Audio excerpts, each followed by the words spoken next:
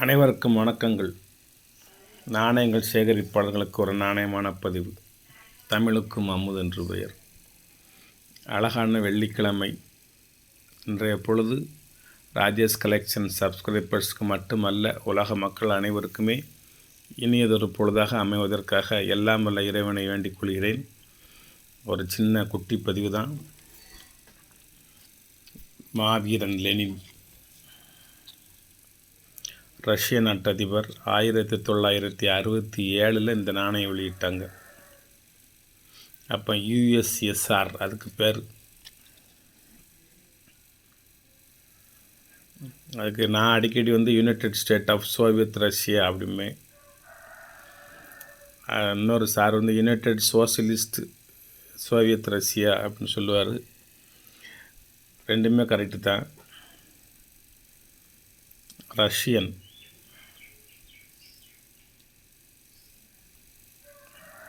இதெல்லாம் கதிர்கள். நடுவில் அறுவாள் சுத்தியில் நட்சத்திரம் இருக்கும்.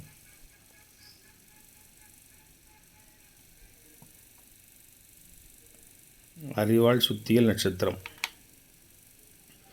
கம்யூனிஸ்ட் கட்சியினுடைய சின்னம். தமிழகத்தில் இந்திய கம்யூனிஸ்ட்டு, வலது கம்யூனிஸ்ட்டு, இடது கம்யூனிஸ்ட்டு, தீ கம்யூனிஸ்ட்டு.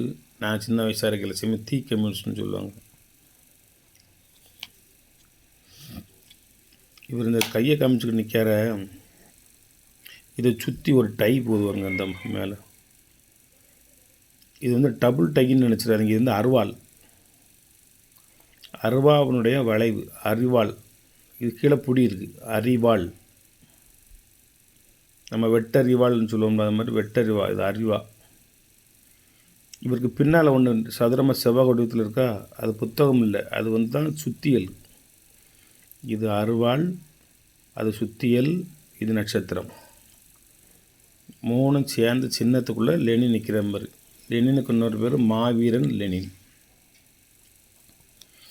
ஆள் கொஞ்சம் ஷார்ட்டாக தான் இருப்பார்.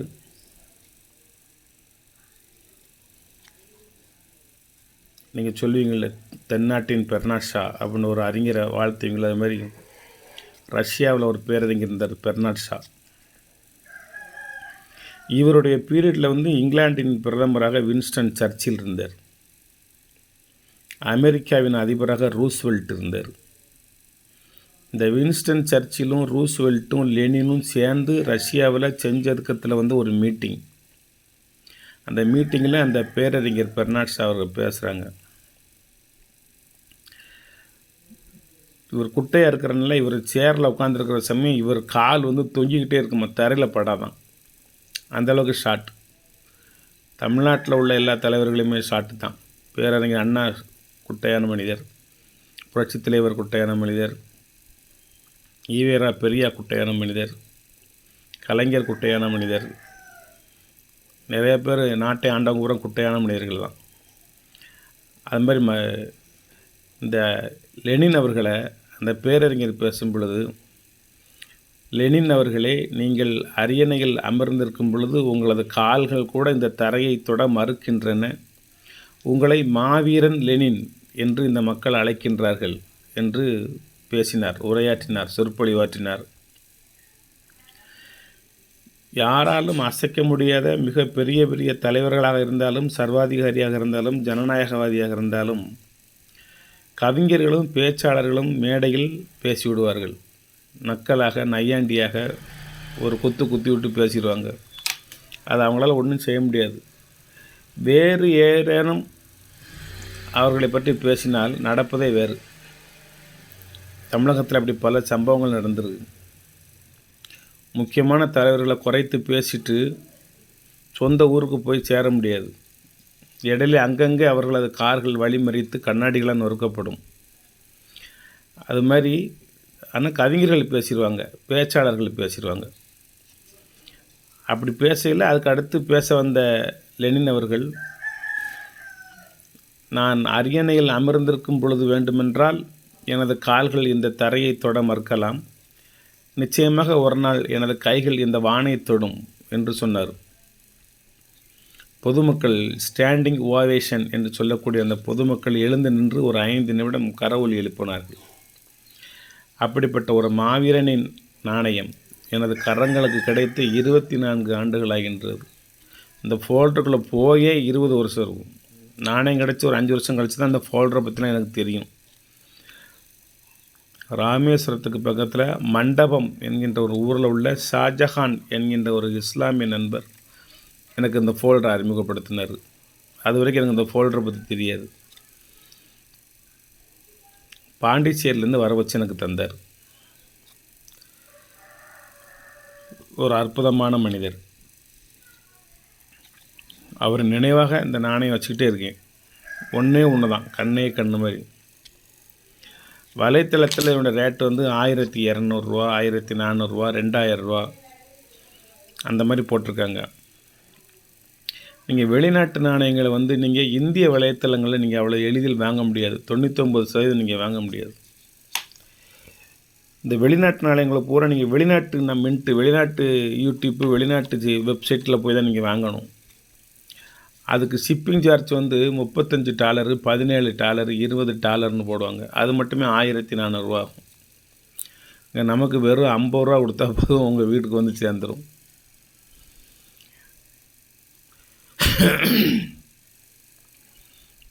கொடுப்பதற்கு மனசு இல்லை.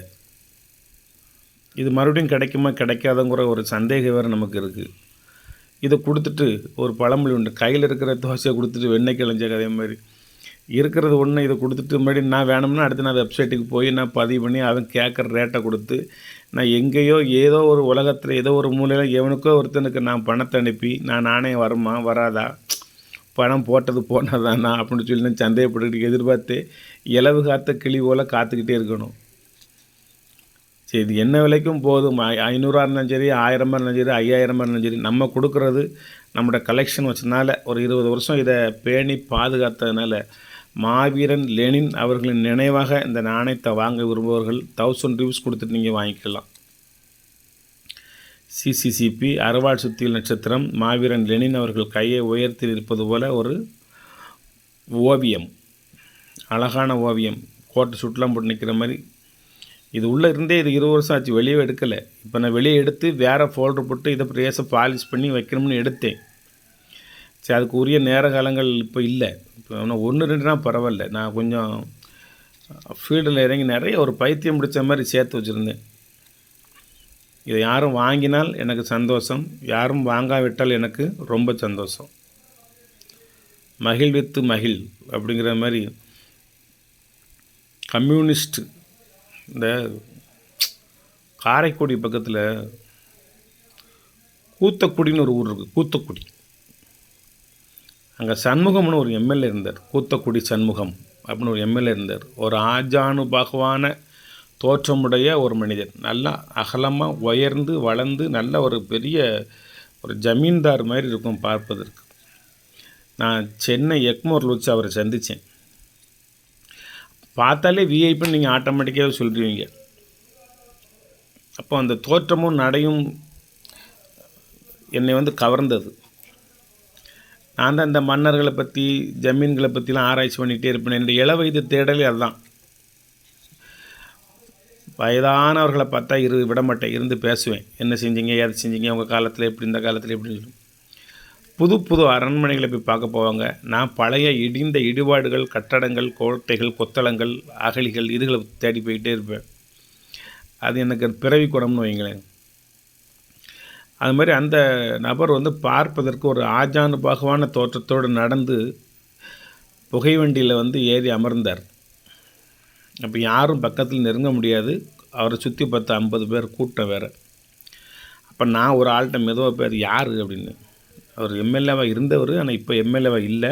கம்யூனிஸ்ட் கட்சி எம்எல்ஏ சென்னைக்கு ஆஃபீஸ்க்கு வந்துட்டு போகிறாரு, அலுவலகம் வந்து செல்கிறாருன்னு சொன்னோன்னே நான் பார்த்து பேச முடியுமா அப்படின்னு.